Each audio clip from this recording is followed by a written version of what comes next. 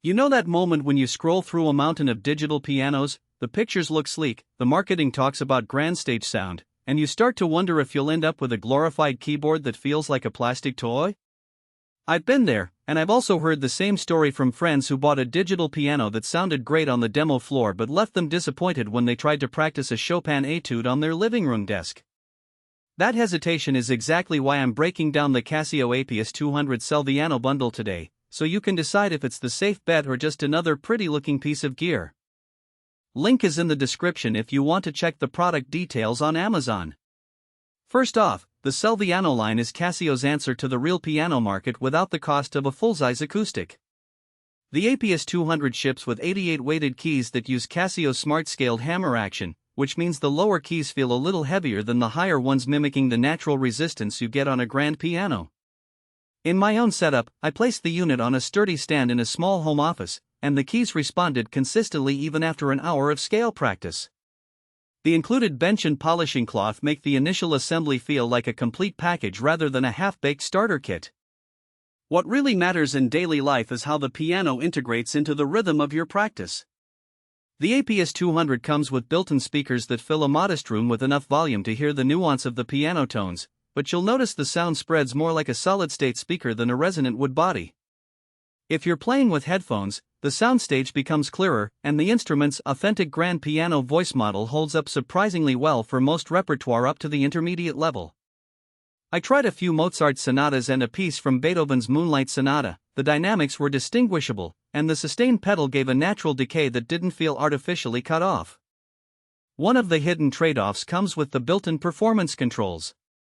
The S200 offers a selection of tones: grand piano, electric piano, strings, and a few synth patches, but the menu navigation is tucked behind a small LCD screen and a handful of buttons. It takes a couple of seconds to switch from piano to, say, a string ensemble during a practice session, which can be a minor annoyance if you're used to a quick dial on a high-end workstation. However, because the unit supports wireless connectivity, you can pair it with Casio's free Chord Play app on your phone or tablet. The app lets you adjust the tone, add accompaniment tracks, and even record your performance without digging through the piano's own menu. The bundle also includes an Bazaar instructional DVD and a printed lesson book, which is a thoughtful touch for beginners who want a structured path. I watched the DVD's first lesson, basic hand positioning and simple chord progressions, and the visual cues matched exactly what the piano's key weighting felt like. For a self-learner, the DVD can serve as a visual reference, but if you're already comfortable with online tutorials, you might find the DVD redundant. The online lesson subscription that comes with the piano gives you access to a library of video lessons that update monthly. It's a nice way to keep the learning curve moving without paying extra for a separate course. Now, who should actually consider this piano? If you're a hobbyist who wants an instrument that feels close enough to an acoustic for daily practice, and you don't have the space or budget for a full-size upright, the S200 is a solid choice. It's especially appealing for apartment dwellers because the weighted keys give the tactile feedback you crave while the built-in speakers stay at a reasonable volume.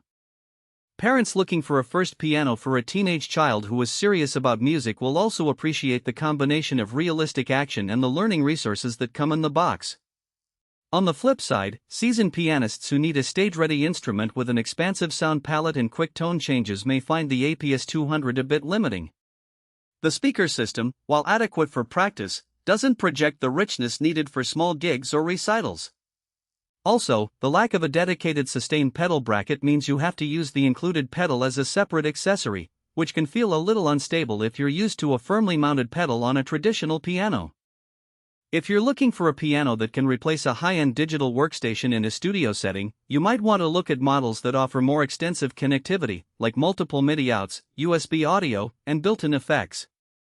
A practical strength that often goes unnoticed is the polishing cloth tucked into the packaging. Digital pianos collect dust just like any other surface, and the cloth lets you keep the keys and cabinet looking pristine without scratching the finish.